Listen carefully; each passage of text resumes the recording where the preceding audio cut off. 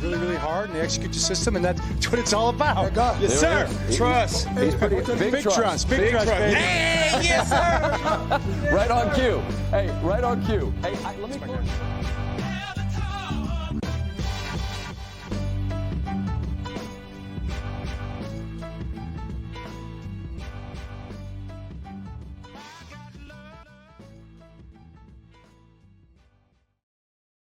We are back on the Jumbo Set podcast for week 8 of the NFL season. Week 8, what formerly was the halfway point of the season, and really, in my opinion, makes more sense to have that be the halfway point. But here we are, week 8 out of 17. My name is Jake Louque. I'm joined by Spencer Schultz.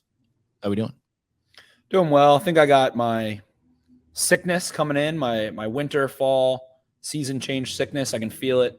It's starting. I'm going to wake up feeling like crap tomorrow. Had a little bit of a tough work day, but we recorded with the Settle Man. This is our Jumbo Set, aka Ravens Therapy. So once we start recording, I think this episode gets us into a nice headspace. So I feel good. We're recording on Tuesday evening, and yeah, spooky season a week away. Got my 4th out of 4 weddings in 4 consecutive weekends this weekend, and it's like my buddy now that I'm excited to go see a bunch of my friends, and should be a pretty easy procedure. Hoping to maybe thwart off this sickness, play a little golf this week, hopefully. And the Ravens have a huge, gigantic, big, fat win. And somehow, for some reason, I'm still seeing First Take all over my Twitter feed. So you put the moratorium out. I'm muting at this point. I'm muting. Just please stop sharing First Take every week. Please. What are we doing? We've got a cottage industry of people, and they know who we are, and we like a lot of them, but they know exactly what they're doing by doing that, and they're getting a lot of engagement out of it, I would think. So I think the engagement farm is rivaling, the animal farm at this point. Things are just funny farm to me. Things are getting out of control. I agree. I'm not a big fan of it. We've gotten into we're reacting to the reaction of the reaction of someone that's on a talk show who said something a month ago. It's like we're keeping tabs on. As much as I hate like First Take and all the vapid content, all that kind of stuff, it's like these guys are just talking every day for 3 hours a day. It's hard to do. Yeah, of course they're going to say crazy shit and contradict themselves, and like it's really not that important, and like just don't get riled up by it. And I really do like Colin Cowherd, considering the volume. We've talked about that on here. Yeah, I think Cowherd, he makes his mistakes. He says, they should trade baseball draft picks. I don't know. Make me talk 3 hours about all sports every day. I'll probably say some really dumb, basic mess ups. But if you listen to Cowherd on interviews, like he's done with Russillo and stuff in the past, like he really, you can tell he like has a real process, and he gets his producers involved. And there's like, there's an intelligence there, an emotional intelligence there with him that might not be there with some of these other guys. I agree. I definitely agree. And it's not everyone, but I don't watch it. I get like forced to watch it. That's all. That's why I'm upset. But that'll be enough of me whining and complaining. Ravens are sitting pretty. They're in a pretty good knock on wood health standpoint. And yeah, so I'm feeling all right. How are you feeling at this current juncture? Yeah, no, weather is starting to change. I think I'm changing with it a little bit. You feel a little bit of that barometric pressure going on, like you mentioned. So yeah, kind of thwarting that off myself. Heading out of town again this weekend for a little Halloween celebration. So I got some plans of my own. Haven't played golf in like 3 freaking months at this point. That needs to change. So hopefully next weekend, I guess, or whatever, the weekend after this, we'll get that taken care of. But yeah, no, it's going steady, man. Like I said, we're into week 8 of this thing. And man, it just goes by really fast. It does. It's sad. It's sad to think we're in week 8. And we're probably going to say that every week, but week 8 hit me like a ton of bricks. I mean, it just feels early. I don't know. It feels extra early. But it feels like they've only played like 2 home games. I guess they've played 4 now, is it? But yeah, I mean, it feels like we've barely been at the bank this year. It does. That long road stretch, which is going to flip on its head and have a pretty cumbersome home stretch, and then kind of balances out at the end. So with that, I guess we can hop on into it. We can hop into our mega culpas of the week. And the only one that really stands out in my mind off the top of my head is that I feel like in the preview, I feel like we nailed it. But then I just didn't see the bigger picture that it was they were going to really run it up. I felt very confident that this would be a win. The Lions defense was a little bit too basic, a little bit too stock, didn't have the athletes and the horses, and they haven't played a Lamar. And as you go back and watch the tape, which we'll get into and whatever, but it was just so evident. Like they haven't played a quarterback that plays at a level that Lamar Jackson does, particularly athletically. So I think not seeing a borderline blowout, like that could have been in the cards. And those are the ones you really feel good about. Like we make a lot of predictions. We do it every week, but it's like, if I would have been like, yeah, 34-10 and you nail it, you're like, yeah. So almost had the vision. I think we're starting to see into the matrix pretty well at this point. This Ravens team has been a little tough to forecast and project through all the injuries and the new schemes and yada, yada, yada. But I think the picture is really starting to postulate. So that's fun to watch. Yeah, no, I would say you nailed it more so than me. I was expecting kind of a close win. I didn't expect really what it was the offense firing on all cylinders for the first time all season. And there are some things with it that we'll get into with the passing game. Shout out to Kurt Warner, who made the point that really it wasn't as kind of great as it might appear based upon the box score, which I think is true to an extent. But I also think there are some things that, other people like Chris Sims have pointed out where, you could really praise Monken for some of the creative stuff that he was doing to free guys up that we haven't seen much this year or haven't really seen successfully run at the very least. So, yeah, man, it was really nice to see. And, I was expecting a close win, but I expected strides to be taken and kind of felt like if the Murphy's Law game was in Pittsburgh a couple of weeks ago, then they had the inverse of this this past week. And I don't think it's going to look as perfect as that throughout the rest of the year, but I also don't think it's really going to look as bad as it did in Pittsburgh. So we're finding the barometer. We're starting to get the finger on the pulse here. And I think we're looking at a pretty darn good football team, one of the best in the AFC. I agree. And getting into just general notebook and things, you mentioned Kurt Warner. So what Kurt tweeted was, daily football reminder, be careful who you listen to. Hearing a lot of people saying how great the Ravens pass offense looked yesterday. I'm guessing because of stats, not tape study. After watching tape, I couldn't disagree more. It's still just disjointed and clunky, ellipses, but Lamar Jackson is playing, in all caps, great and making up for it. Then right beneath that, at Nate Like a Raven said, come on, Kurt, give them credit where it's due. And he said, okay, I will when their details and scheme call for it. In tweet, I gave credit to LJ because he's making all kinds of plays out there. And Kurt really does grind the tape. He's on the NFL Films crew or the NFL Network crew, and they get through it. And I guess the first thing is that I do agree with him, but I think there's a lens or a perspective you have to realize in a context. What is Kurt Warner? Who is Kurt Warner? A prolific West Coast offense passing quarterback, the fastest show on turf. Kurt Warner prefers things, and the way that he looks at football, we heard Steve Young talk about it not too long ago as well. They look at things through the West Coast offense lens. Mike Martz, the proprietor, They had some very high praise for, I don't know if it was this offense, but Lamar Jackson. He was on Glenn Clark. So go back and check that out. I like Mike Martz. Mike Martz is really fun to listen to. And Mike Martz is a lunatic about timing and rhythm. That's what the West Coast offense is. The elements of the West Coast offense are that all pass plays attack all levels of the field. So level 1 being the short 0 to 9 yard area, level 2 being the 10 to 19, level 3 being beyond that. And they're very deliberate in the timing of the route based on the number of steps in the drop back and things like that. So when the quarterback hits the top of his drop, the ball comes out. They like that because it negates the pass rush. So I agree. And the Ravens do have elements of West Coast offense. Football today, to me, and hey, Kurt Warner's fantastic. I think he does great content. His film breakdowns are prolifically awesome too. He's in the Baldy class. He knows what he's talking about. But still, there's like that bias of that. And then I think about, I was like, well, he said Lamar played great, and I do agree with that. And as I'm going through, there's like a 2-play sequence on the Ravens' second drive in the first quarter, right around the 8-minute mark, where it was like an RPO, and Lamar ends up turfing it at Odell Beckham's feet. It was just kind of weird. It was a weird play. And I think of Peyton Manning on the Manning cast, which I brought up when we were talking with the Settle Man and at the end of this episode. Peyton Manning loves to say every time an RPO looks weird, why does it have to be a P or an O? Why can't it just be an R? And that made perfect sense on that play. It's like, just hand it off to Gus Edwards there, second and short. Then on third down, it looked like Lamar made a check maybe. It might have just been protection. I'm not sure if he changed the route or not. 3rd and 2, I think. They just ran like this little stick play.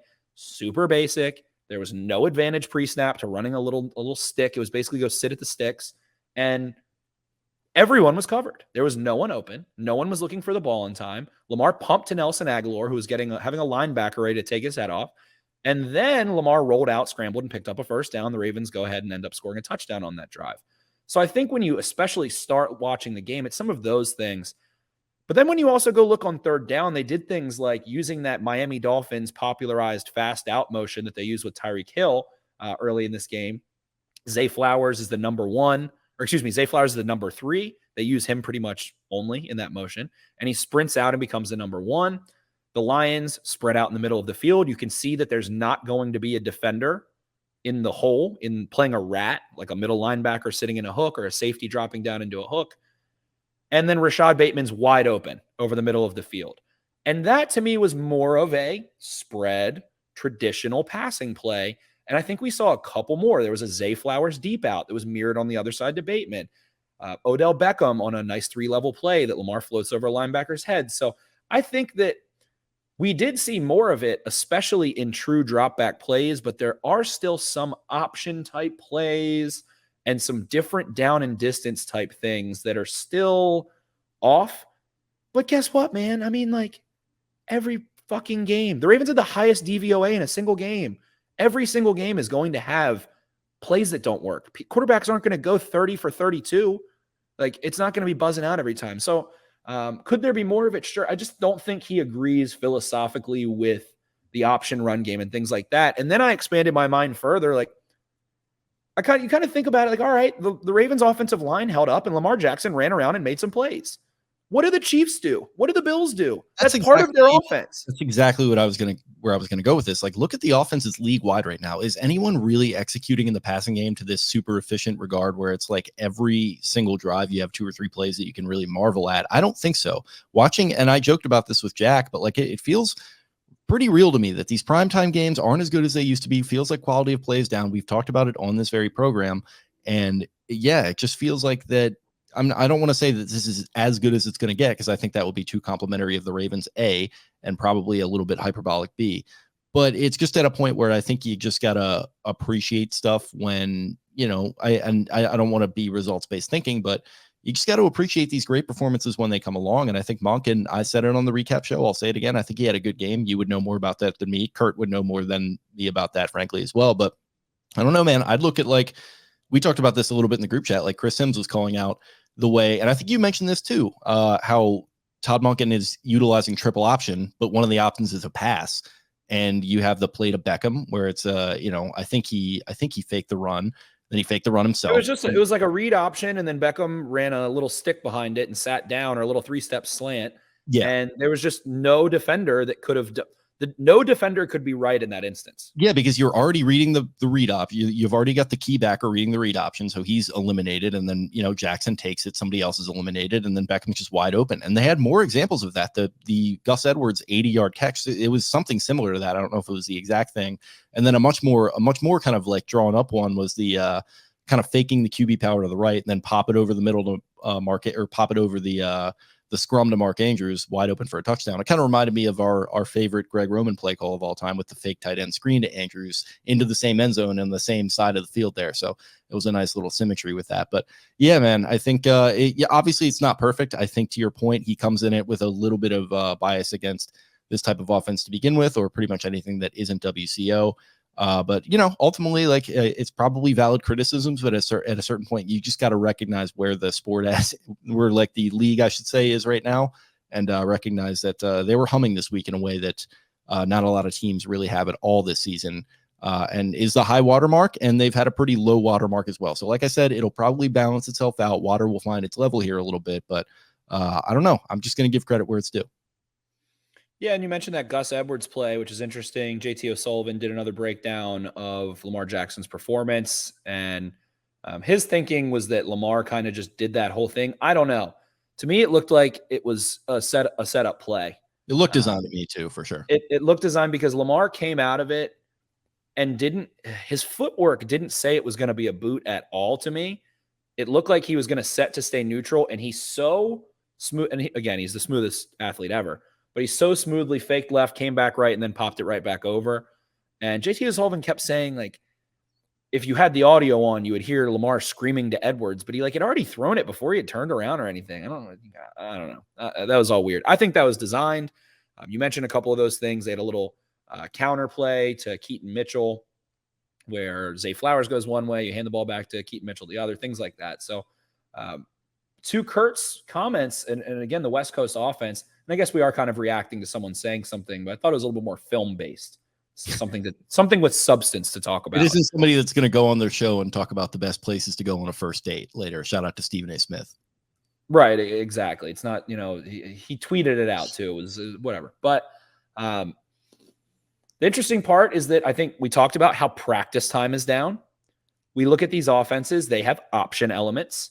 They have under center elements. They have spread elements. They have air Coryell elements. They have air raid elements.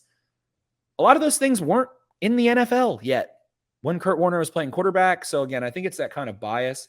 And with practice time so much reduced, you're not going to be as precise as the Rams were in 2000 because you don't have as much time as they did in practice getting those reps in.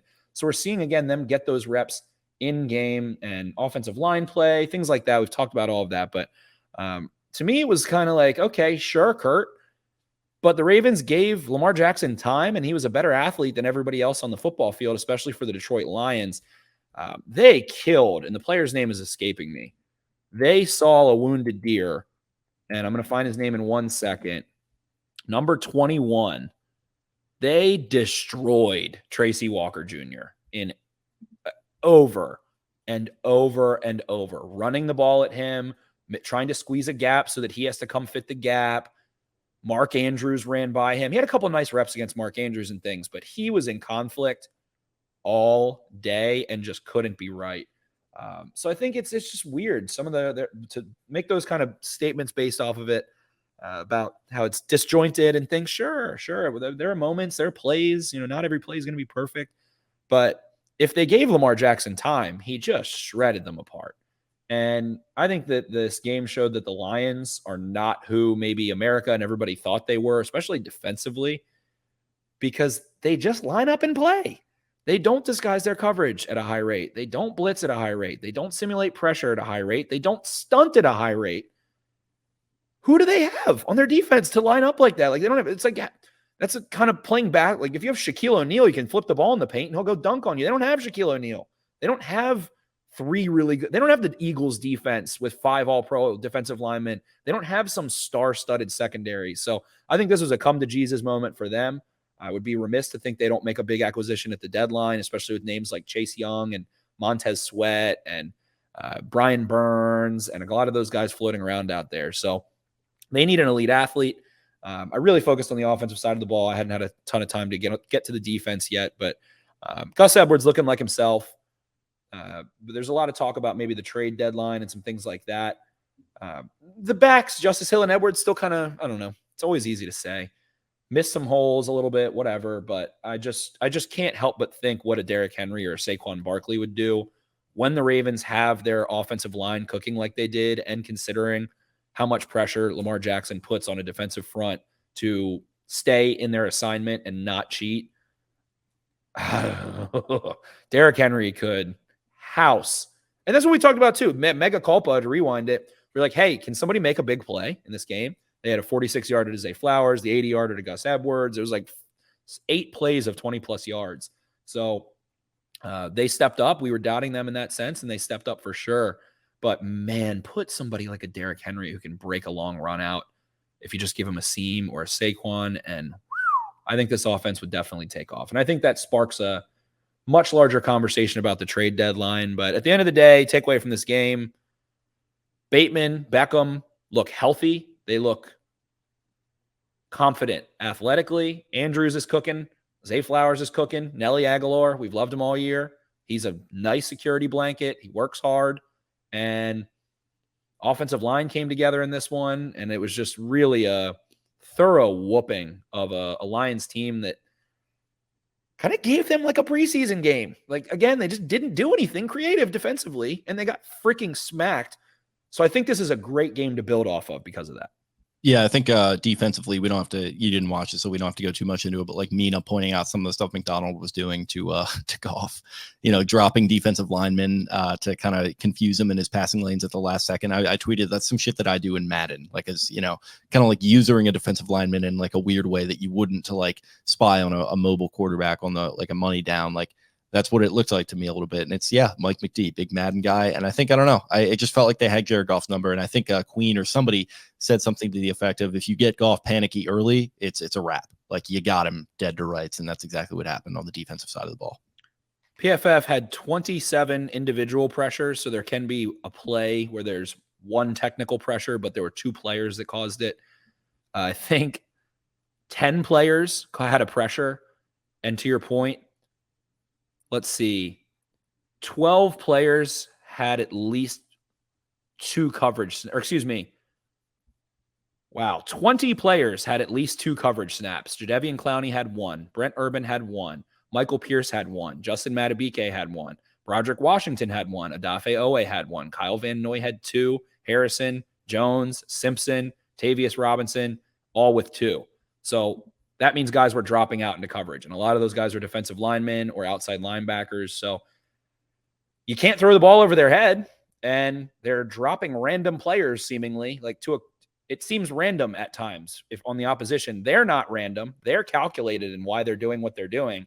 But to an offense, there's no pattern to pick up on. It's really difficult. And Aaron Rodgers on the Manning cast mentioned, they were like, how did you deal with Harrison Smith, a safety that blitzes so much? Peyton asked if there's any indicators of when he's coming. And he said, I have a funny story for you. It's a little cowboy accent.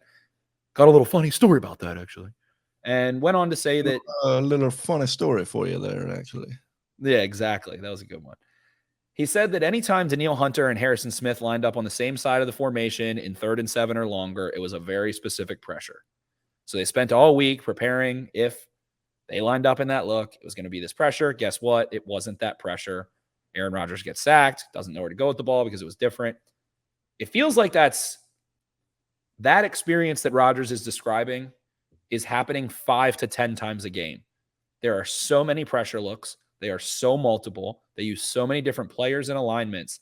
As a quarterback in an offense, it feels like they're dropping randomly. It's hard to pick up on.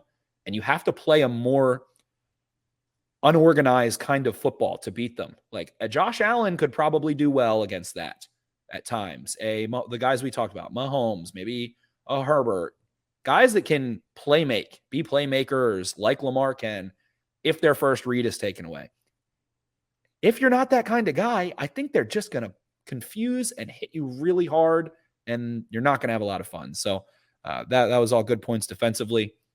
I guess we can mosey on through and then get out of here.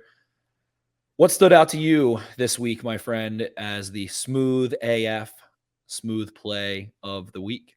I mean, we gotta, like, it's cliche, but you gotta do the Lamar Jackson, Johnny Manziel impersonation with Nelly Aguilar there. I mean, and we talked about it too on the recap show. It wasn't just so impressive in the fact that, he turned that into a touchdown. It was just the little tiny mechanical things that he did from, running into his offensive lineman, not giving up, spinning out, and then running to his right, rolling out, not attempting to throw on the run, recognizing he had 2 defenders coming at him, sliding and setting his feet at the last second, and hitting Aguilar in the back of the end zone. It's one of the more remarkable touchdowns I think I've seen in that stadium. I don't know if that's hyperbolic or not, but just thinking about it, it's one of the more impressive touchdowns that I can remember there. So yeah, that's just got to be the one. It's cliche, but we got to get it out of the way. What do you got? Definitely. I'm going to go with Odell Beckham. I believe it occurred in the second quarter. Excuse me, it was the first quarter, 151 remaining. Lamar Jackson hits Odell Beckham as his kind of third read. Just floats, just a beautiful ball backed up against his own goal line, right over 2 defenders. Odell Beckham getting involved in this one in that first quarter. I think he was targeted 7 times, had 5 catches for 49 yards, but the ball placement and ball control and ability to tempo and pepper his throws right now, Lamar Jackson, the mechanics and the confidence in the mechanics are looking outstanding. And that's why I love watching JT O'Sullivan segments, because that's something he knows a lot about as a professional thrower of the football for a long time. And for Jackson to have one of the top 5 quickest releases in the history of the NFL, and be able to throw with a quick release, but keep the ball tempoed and like a change up and layer it and put a little loft on it. The spiral stuff people talked about a couple years ago, that's all gone. Like, it's perfect precision strikes with touch or with velocity. He's changing it up all over. That was so smooth to watch in the stadium, so smooth to watch from both end zone angles on the all-22. And it was just also smooth because Odell Beckham's a smooth guy. Like, he's a smooth cat. Him reeling that one in was super smooth. In that same vein, I got to shout this out. Zay Flowers looks so fucking smooth with the ball in his hands. Like, he's so fast, and he's just like, so it's, yeah, I think you were talking about it on Twitter today. It is Antonio Brown-esque. And hopefully only that way he's going to be Antonio Brown. Between the white lines. Yeah, exactly. And he just like, I thought he had being there in person and then even rewatching it back, he had a chance to score on that thing if he gave it a little bit more of an effort. But I mean, it looked like he was already doing 100. So if you want to go one-on-one, I'd save it for a more significant moment. But my God, that guy is the real deal. They got themselves one finally. And on that 46-yard play that Lamar finds him running the in or the dig or whatever over the middle of the field, Zay Flowers absolutely melted two defenders so subtly. He turned his head around like an owl, like almost 360 degrees to see who was behind him. That's how confident he is maintaining his running form and his dynamic, athletic movements. Almost Exorcist spun his head around to see who was around him. Then just looks up. There's a DB coming in and just barely moves, just deviates his path. And two guys just wipe out right into each other. He ran for another like 10 yards afterwards. So that was so clean. And that was the play, and that move that he made on that play. And the fact that he was looking around to analyze everything instead of just like sprint as fast as I can, get upfield. It was calm while moving at such a high rate of speed. That's what made me tweet out and say, he reminds me a lot of Antonio Brown. Some of the toe tap stuff he does, just dynamically and with the football in his hands and the body movements.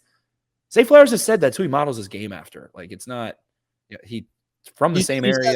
These guys are of the age, especially being from that area, where he would be a guy you would grow up watching. So. Idolizing, playing receiver, being from the same area as him. And Zay Flowers is probably 15 years old in 2016 when the Steelers have the triple Bs or the bad Bs or whatever they called them. So definitely. So that was super smooth.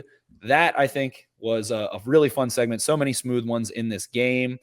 That was our Smooth AF Play of the Week, presented by Baltimore's own Smooth as Boop. When a Baltimore barber wanted to use the best shaving cream and grooming products on his clients, he decided, I'm just going to make my own.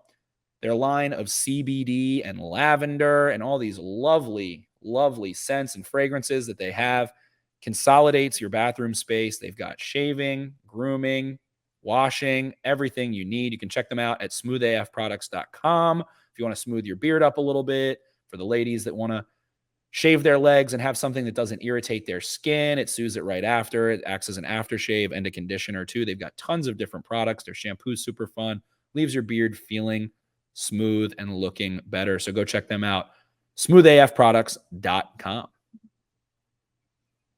Then we got our Johnny Crab Cake of the week. Well, I mean, we can do multiple, of course. We kind of just did. I think we know where we have to start with this one. Start it off. Our guy, number 42. Longest catch of his career, catch and rumble, just to run through the jungle, Pat Ricard. I mean, that was one of the more incredible sights that I've ever seen. In another amazing sight that I've seen in that stadium. What a joy it is watching him live out, as you have said, one of the best seasons, if not the best season of his career under Todd Monken. Yeah, he looked amazing in this one. He was handling Aiden Hutchinson, rocking linebackers out of the way, caught a couple passes. At this point, he's making like twirling catches and stuff too. There was a boot early in the game, second week in a row. Lamar kind of like frantically threw it to him, and he just reeled it in and had like a 3-yard gain and got tackled. So he's got a nice little trait in FIFA, like the guys that like the guys that are only able to like do the certain like little tricks, like that's Pat Ricard. He's got like 2K, 2K. They can only do like 3 different kinds of layups. Yeah, he has like, I don't know. I'm gonna give Ricard, like in Madden, Ricard should have like a 87 catch rating. His spectacular catch rating should be very low. His agility should be very low, but his catch, his hands, they look good. Then he was just able to rumble. That was just hilarious. That was just a real kick in the teeth to the Lions. Just watching him truck down the field by himself. Like once they were already up big too. So that was super. Yeah, I think it was PFT said it looks like there was like nobody within a country mile of him, and like he didn't even know what to do with himself at that point when he had the ball in his hands. He started running to the sideline too for some reason when he could have just like ran upfield. And I will say, Pat, friend of the show, Pat, you gotta like either try to make somebody miss or run through them. He just kind of was like, it was a little indecisive. He got the game ball too after, and I think they were trying to get a speech out of him. And in true fullback fashion, he denied them said speech. But yeah, big day for our guy. So had to. He most certainly did. He most certainly did. I'll just throw the whole offensive line. They get the crab cake of the week. They lined Ronnie Stanley up in the slot on a Gus Edwards touchdown. He goes and seals inside. Morgan Moses had himself a day. Kevin Zeitler's looking a little bit more like himself, especially in pass pro. Tyler Linderbaum is just playing crazy man football right now. And they got Linderbaum on the right weight conditioning program. He doesn't look like a little boy on the offensive line anymore. I don't even know if he's heavier. I don't know what it is. Maybe it's just like him being more confident and like standing with his chest out. I don't know what it is. He just looks more of an NFL offensive lineman. Last year, he was like 22 years old, can't grow a beard still can't grow a beard to this day, but I thought he had an awesome day. And he's overly emphasizing his technique and not in like a detrimental way. Like he is executing his hand placements and his pass offs full throttle. There is no laziness about the way that he plays football. So I thought the whole offensive line was outstanding in this one. Was really fun to watch and go back on tape. Ronnie Stanley obviously drives a DB out of the back of the end zone and actually hurt someone that we might be having on to talk about this experience, a Baltimore Banner photographer. He leveled through the back of the end zone there. So the Ravens came to play ball, and for the team that likes to bite kneecaps, they got a little taste of AFC North football playing at the bank, and it was not a fun experience. Yeah, other side of the ball, I got to go with, we got to shout out Kyle Van Noy, 2 sacks in what people might not realize, revenge game for Kyle Van Noy. He was with the Lions for 3 years. That's where he originally wound up. So all sorts of revenge games between him and Jadeveon Clowney. This is just a revenge game outside linebacker core, because like Van Noy played for the Patriots, the Chargers, the Lions, the Dolphins. There's a couple teams on the schedule that he's going to be getting some revenge against, and this was the first one. So nice to see him getting the 2 sacks there. Couple mercenaries in Clowney and Van Noy, Adafe Owe as well. I mean, just both sets of lines were outstanding. Both fronts. You know what? Just everyone. Let's just give the whole team a Johnny Cake this week. This was a Johnny. Yeah, the Baltimore Ravens get a Johnny Cake of the week presented by John Harbaugh. Yeah, exactly. Okay, they most certainly do. So with that, I think that that wraps us up. That closes us up. The only other things is like I don't know. It's the Ravens are. Every single metric that exists, including PFF team grade, player grade, like everything, they are very high. This might be the year. This might be the year. I mean, they went out and they invested in the players in the offseason, and they got their quarterback signed. And the excuses are gone, and the fact that they are living up to that potential is a good thing, and there's a long way to go, but they are passing the test thus far, in my opinion. 2 bad losses, but they beat themselves in those losses, you know? Do you want me to save my trade deadline soliloquy for the preview, or do you want me to do it now? I'm going to give you dealer's choice. Let's do that right now, and then we can just kind of focus on the preview. Okay. So the players that are floating around in the ether, obviously there are probably some more. Derrick Henry. I'll throw Josh Jacobs in there, I think is another one. Saquon Barkley. I haven't really heard much about receivers other than Devontae Adams. I'm going to not put him in this conversation. I'm just going to assume not. I think the Raiders are a little bit too competitive, just a touch too competitive to want to get rid of him right now. On the other side of the football, names we've heard, Chase Young, Montez Sweat, Brian Burns, Daniil Hunter. And it's tough. This is a big weekend. Derrick Henry, I don't know if I mentioned. We saw Kevin Byard get traded. So when I look at his cap number, what would have to happen for it to work? Because his cap number for Henry, yeah, it's 16 million on OTC right now. So bonuses have already been paid. Okay. The only thing that's due is the salary, which, if I'm not mistaken, is about $13 million. Okay. Though the salary is game checks. So however many games Derrick Henry plays for you, you have to have that amount of game checks for him. So you cut it like in half, basically. Yeah, it's basically cut in half as of now. I think he gets about $650,000 a game. So the cap hit would be around $6.6 million currently. So we're right in that department. The Titans could also pay a portion of that. or a significant chunk of that if the Ravens were to increase that's the conversation you have. What would it take for you guys to do this as well? Well, you could give us another conditional 7th or whatever. We'll eat another, how much is a pick worth to you, essentially, is part of the conversation. The larger part of the conversation to me, and we have the settle man who presents someone as well, that he says I won't spoil it. You guys can hear that on the back end. But there's two dueling philosophies of what you can do. You can either trade for someone on the offensive side of the football or the defensive side of the football. Of course, you could do both. That would be maybe a little ridiculous, though. Then you can also trade for a rental or someone that you're going to sign to a long-term extension. To me, I feel like the Ravens can't trade for a expensive defensive player when you're sitting and thinking about things logistically and sign them to a long-term extension.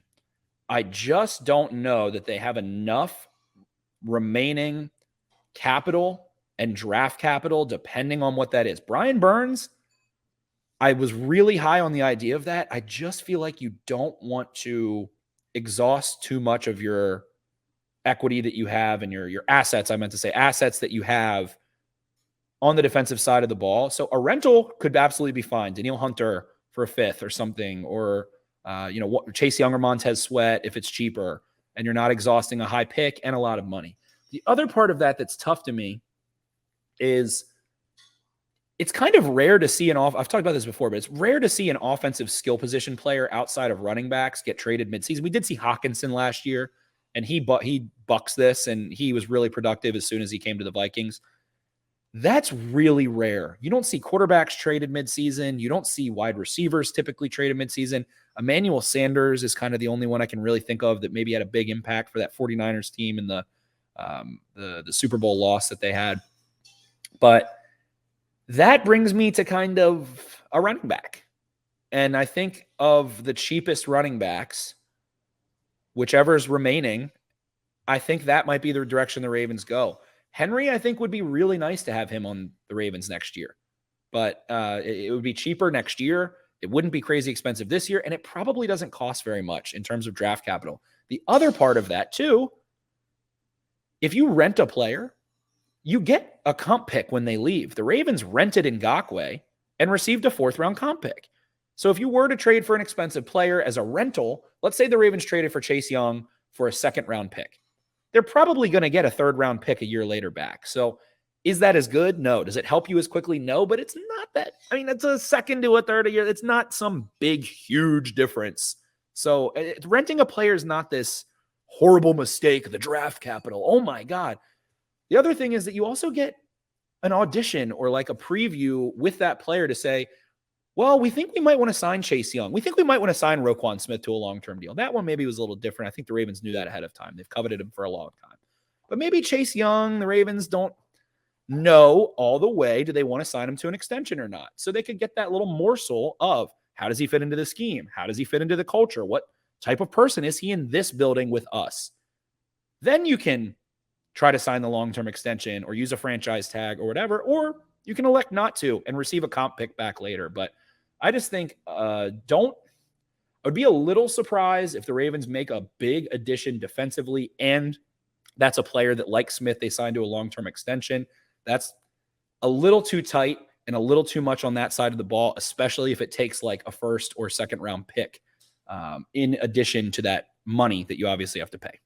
Yeah, I mean, sneaky name for me, James Conner at 9.4 for the Cardinals. He's a kind of that good receiving back option, can kind of do it all too. So I would like him, and he doesn't really like Saquon. I like the idea, but there is a lot of injury concern there with me. Henry would be a ton of fun. He'd probably be the most expensive, certainly a rental. But yeah, James Conner might be one of those guys that you could maybe potentially do both with. I'm not sure if he's in the last year of his deal with the Cardinals. OTC's not super like descriptive here, but yeah, he'd be a name I'm looking at. I mean, just looking through his list, like not a ton of high paid running backs. Obviously, it's not really breaking news or anything, but you know, you got Clyde Edwards-Helaire is doing nothing on the Chiefs right now. Antonio Gibson, Commanders. Yeah, there's some names. I think James Conner would be kind of that sneaky option there at running back. And I do agree that's a position that really could use some bolstering or some buttressing here, because like we've talked about it. How many times have we said the phrase one injury away? You're one injury away with one of these guys, with Melvin Gordon having to take like real snaps for this team, or Keaton Mitchell, who looked good in his one touch, but like it just doesn't seem optimal to me for either one of those guys to have serious run on a championship hopeful team. So James Conner is under contract next year. He has a cap hit of $8.4 million currently. He has a roster bonus that becomes due on the 21st of March, which is, I believe, $1.5 million, if I'm not mistaken. If the Ravens were to trade for him and cut him, they would have $3 million dead cap incur. The total savings, including the dead cap, would be $5.49 million if they were to cut him. So I don't think they would need to cut him, though, honestly. Yeah. They could maybe extend him or add a void year or something. So I do like that one a lot. I'm looking at running back and then maybe a defensive rental, and you get that comp pick back. I just would hate for them to – they're probably going to need a tackle sometime soon. They're probably going to need a receiver or two. They need a back or two. They need a guard or two. And you have Lamar Jackson on this big contract, so don't drown him alone on offense. And they have Roquan Smith. That's where the whole idea of like the trading high assets for a guy is tough for me, because you are now in the quarterback is expensive era. Like, and I think it's maybe a little bit overblown sometimes, the disparity between like doing something on a rookie deal versus not, but like it's there now. It's a real thing. So like, I think you gotta be a little more protective with these second round picks, and they already are really protective with their first round picks. So we'll see if that approach changes at all. But I think I probably would if I were them. Yeah, I think we see the Ravens move. If I had to guess, I think we see the Ravens move at highest third round pick, and I mean, it could be a seventh or something, and they just get a great deal. Kevin Byard went for like a fifth or something, so who knows? But well, that's Howie, though. I mean, that guy is just, on a different planet than everyone else. So no, that's true. Yeah, he's just the best, and the Titans are just doing, long division, and I was going to say calculus, but they're doing like, I don't know, adding their ones and twos apparently on whatever they do with their decision making. But I don't think the Ravens spend more than a third, and I don't think they get a defensive player who, if they sign them to an extension, exceeds like a $50 or $60 million contract. Maybe like somebody that they sneaky like and they extend them or something, and it's 30 mil. But I just feel like it would be a lot. You have Roquan Smith. You might want to re-sign Patrick Queen. You might want to re-sign Justin Madubuike. You already have Marcus Williams. You have Marlon Humphrey. You got a lot of firepower over there already, and you have picks. And your system just looks good. Like, it looks like it gets the most out of guys. It looks like you have the right thing in place and some foundational players, so you can probably get them to elevate. So I'm going to say the Ravens trade for either a defensive rental or a running back like Derrick Henry or James Conner. I think it's a fun thought experiment, and I'm excited to see what they do. I could be completely wrong, and maybe they go get who Jack Settleman says or something like that. But Eric DeCosta likes to do his discount double check bargain bin shopping at the trade deadline every single year. So I'm expecting a move. Can't wait to see what it is. Very fun, very exciting. It makes you feel like you're playing Madden. Yeah. Except you have to wait like a week and a half instead of instant gratification of just like forcing a trade as soon as you press your thumb. So it's fun stuff. Maybe Mike McDonald is like following Eric Costa around the offices, like, pitching all these different, like, oh, you could get this guy for like a third round pick. And like, I've got my spreadsheet here that I've been like, personally filling out myself with all these guys and their values and everything. That would be nice. It would. Mike McDonald definitely spamming those Madden trades, trying to get himself a Brian Burns right now. So with that, just wanted to get that out of the way. We'll talk more about it. I'm sure the Ravens will make a move of some sort, of some caliber, as they're going to play the Cardinals. They're going to be 6-2. I don't think the Cardinals are going to win that. We'll get into projections, whatever. We'll talk on that one. That preview might be a little lighter and easier to do because the Cardinals aren't a great team, but I think that was a fun conversation and a fun episode, my friend. Yeah, I think it was very fun. Thank you, as always, for joining me, and thank you, everyone, for listening in. We'll throw it over to the Settleman real quick, but before we do that, be sure to subscribe to us on YouTube. Go ahead and like all our videos, comment on them, do all that good stuff, like and subscribe and things of that nature. Follow us on social media at Jake Louque is my name, Louque at Ravens for Dummies is Spenny, at Exit 52 Podcast on Twitter and Instagram for the flagship, at Jumbo Set Podcast if you want to follow this feed as well. Shout out to all our sponsors, everyone mentioned today, as well as Jimmy's Seafood, as well as Fed Thrill, as well as Black Eyed Susan Spices. We love you guys, and we will be back in just a couple days. See you. Arrivederci. All right, we now welcome on a very special guest. It is our boots on the ground, our Thursday Night Football correspondent, our gambling correspondent. It is the Settle Man. Jack, you got to go down to Jameis Winston, Tampa, Florida, New Orleans, Louisiana, and see it was a pretty fun game in ways. I feel like overall, what was the experience on Thursday like? I feel like that was definitely the best Thursday night game of the year until the Browns Indy game, like debatably the best game of the year. Is that crazy to say? What else is in the running right now? All the primetime games are always bad, is my contention. So this definitely had to be among the best. Yeah. I mean, maybe you consider Bills, Jets week 1, Rodgers goes down, punt return for the win. But like for 3 quarters, Josh Allen was just throwing the ball to the Jets. The Jets weren't doing anything. So it's tough to say. But yeah, we finally got a good game. This Thursday will be interesting. We got Baker Mayfield at Josh Allen. So I'm sure we'll see a couple more turnovers. Bills should win that game. But last week was definitely a week where the NFL was not acting normal, which is the most normal thing it could do. It's unfortunate you missed an all-time. I mean, this is like, you're talking about the guy who was there for the miracle on ice. This was quite a night for Al Michaels. Just absolutely crushed it on the call. That last touchdown, actually, you were in the stadium, so you don't know this, but he actually stepped out, according to Al. So he has been, I have seen some clips on the post game, and it's just sad, isn't it? What's the consensus best unit right now between Thursdays, Sundays, and Mondays? I got to go Monday.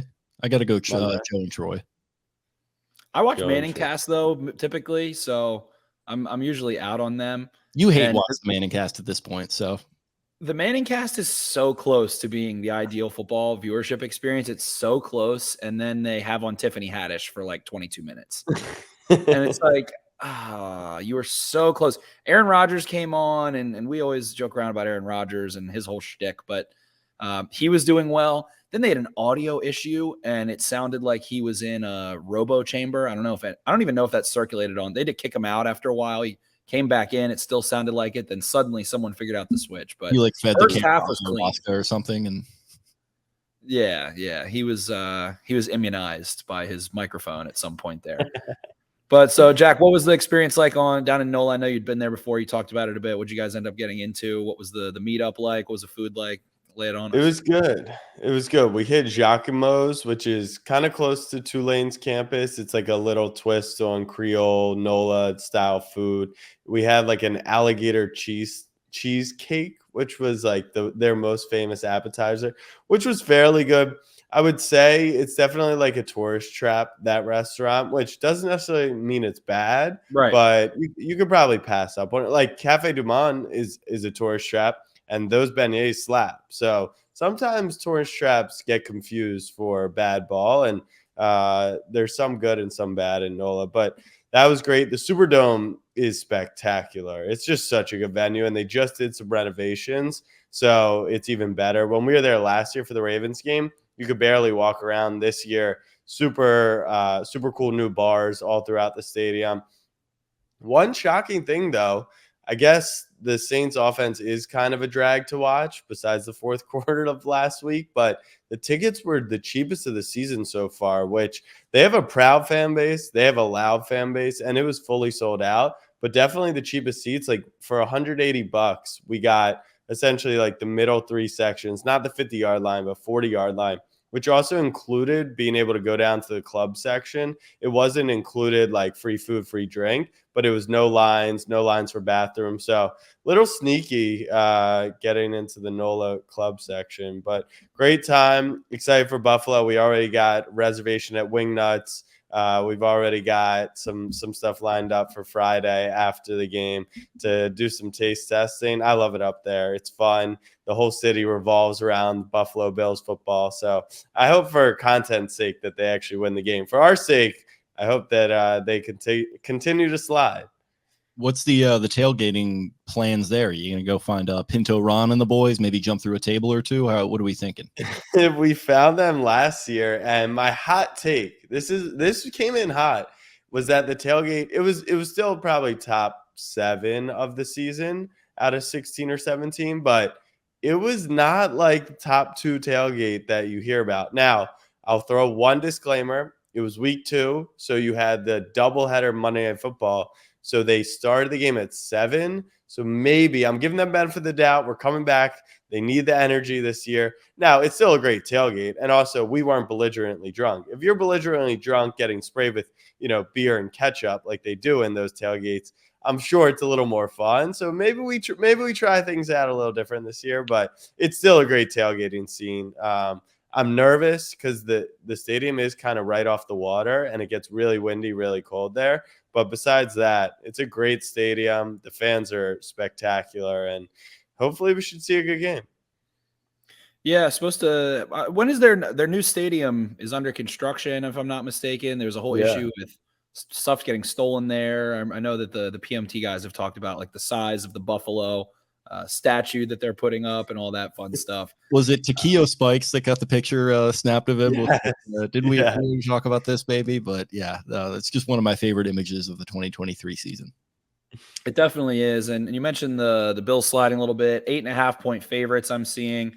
Over under in this game, 42.5. So that puts that somewhere around like a 25-17 game, somewhere 26-18, somewhere right around there. I will say, Jake, you did nail. I think last week you wanted Derek Carr over yards. I took under on yards for that. That was I nailed a couple of those, but that one you called out on this one, Jake, and I took the under. That was one of the ones I definitely lost. The only other I ended up placing like 8 wagers on this game. The other one I lost was Rashid Shaheed. I think longest reception over 13.5 yards or something like that, and he didn't hit. Derek Carr was just checked down city all game. Down. I wish Jake had let me know. Over QB rushing. It's another nice little sprinkle in there with those over QB rushing yards. ETN to score a touchdown, and then I had Jags money line, and I paid for Spider-Man 2 with it. So that's a big night in the Louque house. That is. I was. Are you ever really close to hitting a big bet, but also really far away? And what I mean by that, you are really close. You are really far away still. What I mean by that is I put my $1,000 underdog slip in, and I was feeling a little adventurous because we left Wednesday for NOLA because there were no flights out on Thursday. And so there were only so many lines up because Lawrence was questionable at the time. So I didn't really have much to work with. And I just saw Taysom Hill to score a touchdown with a little multiplier, 2x multiplier. So I threw that guy in there. So instead of $1,000 to win 20 grand, it was 1 to win 40 G's. And I went 4 for 5, including the Taysom touchdown. But the far part was I did have the car under, and he ended up blasting through that. Bad game script for that. But no, Olave didn't go over. I don't know if Shaheed even went over. It was just literally throw the ball to Alvin. I did an alt that was also the same deal. It had only ended up being plus 450. I did Olave to get 35 yards, Thomas to get 20 yards, Kirk to get 50 yards, Shaheed to get 20 yards, and then my fifth was Calvin Ridley to get 35 yards, and he didn't do it. So that I put a whole unit on that actually. I put that as a 1-unit parlay. And I loved it. And that's the exact same example. Have you ever had something so close yet so far away? I wonder if Calvin Ridley had any action on the game. He had his under, that's for sure. 5 yards in the game. The interesting thing I saw about him was there's some fun fantasy data visualizations that have been coming out the last like 2 years. One of them was like quality of target for fantasy purposes. Something like that. It was basically middle of the field and under 20 yards. And Ridley is like dead last in that. He basically only gets thrown outside the numbers and deeper. So he's very volatile, very inconsistent. I do love him as a bot, like in fantasy. I love him as a buy low candidate right now, of course. But yeah, he's too talented. And with Lawrence, but Kirk's definitely the guy. Target hog. Ingram's a target hog, and it's so crazy. They are. I don't know if Doug was like this in Philly. It's tough to really remember. But they'll pound ETN like between the tackles. They'll workhorse him, and I feel like that was like the knock on him. Like every way that we described Jahmyr Gibbs and how you don't want to run him between the tackles, at least till maybe later in his career, ETN they have just burnt him out already, and it's working well for them. It is. I like the Jags. Jags may be the quietest 5-2, 5 or 6 win team in the NFL right now, I'd say, and I think they're playing a really strong defensive brand of football. Olukan, the linebacker there, went crazy in that game. He's been going crazy all year. He's definitely one of the elite linebackers this year. I think their unit's nice. I feel like they could make a crazy move at the deadline. I feel like they're at the point before they have to pay Lawrence quite yet where they got to kind of push some chips in maybe right now. So curious about them as we're looking towards this Thursday night matchup. What's starting to stand out to you? What are you looking for in terms of script? The Bucks, weird team that maybe just kind of clicked early, like we're in rhythm and now don't have a lot more substance to them is kind of the vibe that I'm getting. But then again, if you want to overrate them losing to the Falcons, the NFC South intradivisional games are just that's like they don't count. They're disgusting pigsty slop all the time. Separate them. Yeah, I think that this is probably the Baker Mayfield experience, I would imagine, right? Where like they start 2-0 or 3-1, and then they lose a couple, so you're all down on them. If Buffalo was coming off a win, I would probably really like Tampa. This seems like one where you would think that Buffalo is just going to beat the brakes off them because they should be so locked in. They need this win really badly. I'm going to say with a negative game script, with a lot of wind in Buffalo and still a pretty stout defense, Baker to throw a pick is probably my favorite play on Thursday Night Football. And I would love to bet on Josh Allen to not throw a pick, but at this point, I just can't. Like you're secretly addicted to the pick lines. I love the pick lines. I think that there's ways to. I think there's good edges on them because one, the variance is so high on them that there's just like Kirk Cousins did not deserve to throw an interception last night. But if you bet Kirk to throw a pick, which I think was a smart bet, you were successful, right? And then Jordan Addison saves him of a second pick. But yeah, I like the pick lines. Last week, I think favorites or public favorites were 0-8 against the spread. Unders continue their dominance, especially in prime time. So, I mean, the Bucks and the under seems like not a bad play if you were to ask me, but Baker probably coughs one up.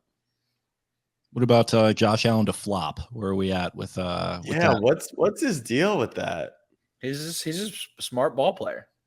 He is. He likes to he played embellish. soccer growing up or what's going on, but that boy knows how to sell it. I'll give him that. The one against Brandon Stevens when the Bills came to Baltimore last year, he grabbed him and took him with him and drew a roughing the passer. It was genius. That was the playoffs against the Ravens too. I think it was maybe Judon, and he just went flying. It's like, what are we doing here, man? Come on. It's just hilarious because he's obviously so strong and physical and so coordinated as an athlete, and I just love it. I think it's there's an extent to me. He's almost like Gumby or like the wacky waving inflatable arm flailing two man. Like he knows he has so much frame that he can kind of just throw it around, like pretty easily get that flag thrown. So maybe that's what it is. Last thing, and then I'm gonna run. We have our Kyle Van Noy episode tomorrow on Punchline, and he was showing a lot of love to Detroit because they definitely traveled on Sunday. What do you guys think? Did the Ravens fans show though, like you wanted? Yes, I would say that was about as good of a Sunday 1:00 showing.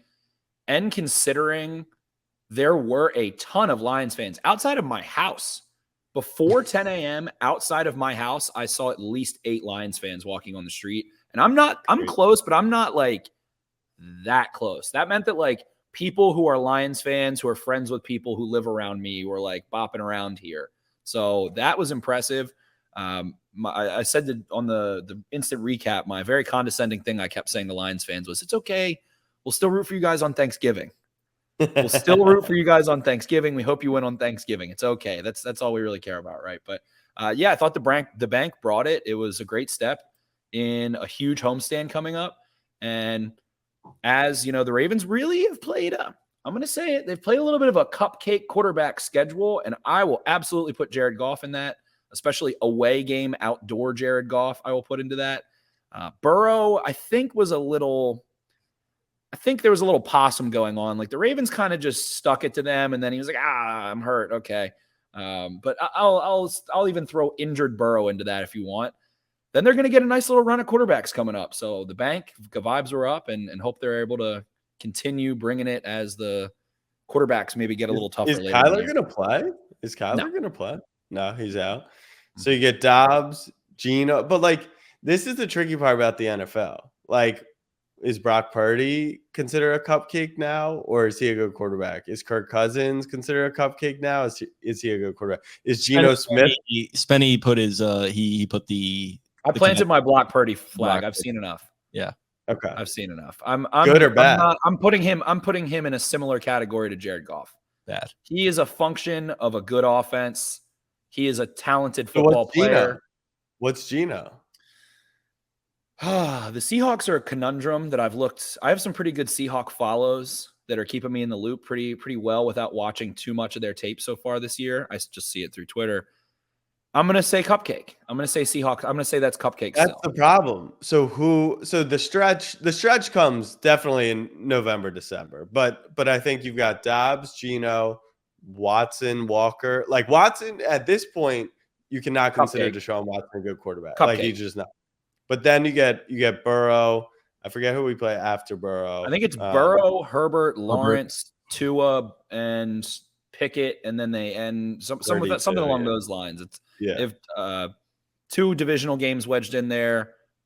Stafford is the other one, so they're gonna have Herbert, Stafford, Burrow, and I'm definitely vaulting Stafford. He's elite right now. Him, Lawrence. I'll throw Herbert in there. Say what you want about the Chargers. He can scorn you. So I'm curious. It's a good thing. You just know they're going to get burned once, probably. Like their defense is going to have a tough day against one of those. The irony is, I actually am hoping that maybe it could be before the. I was hoping it'd be before the deadline. Like I do think we could if we were to push our chips all in at the deadline, I think it should be for Jair. Like I really think it's corner. I think you go with another corner. I don't know unless you can get Brian Burns. It's corner or pass rush. Like they have been spectacular. Everyone, Van Noy's been amazing. Clowney's been amazing. Stevens has been spectacular. Like I think Marcus Williams will be back, but Geno's been spectacular. Like I would push it in all right there, and I don't think we're gonna get burnt. And so I think we might sit there and be like, oh, maybe we do add like a Derrick Henry or something that really isn't gonna move the needle. I think we're the best team in the AFC. Like the Chiefs have the best. Chiefs have such a good defense that they're confusing, and obviously Mahomes and Kelsey. But like I think talent wise, we're there. We are ready to go. So I'm ready to push it all in. I love it. Well, I know we got to get you out of here, but I think you make a ton of valid points there. So you're going Bucks to cover. Obviously, there's nuance. You got to go check Jack's Twitter for final picks. Yeah, Baker to throw. It's early. We record these Tuesday nights, so we put you in a little bit of a tough spot, but I think you're scheming it out already by then. Yeah, I'll let you guys know the official play. Appreciate you guys, and go Ravens. Appreciate you. Love it, Jack. Thanks, man. All right. See you guys.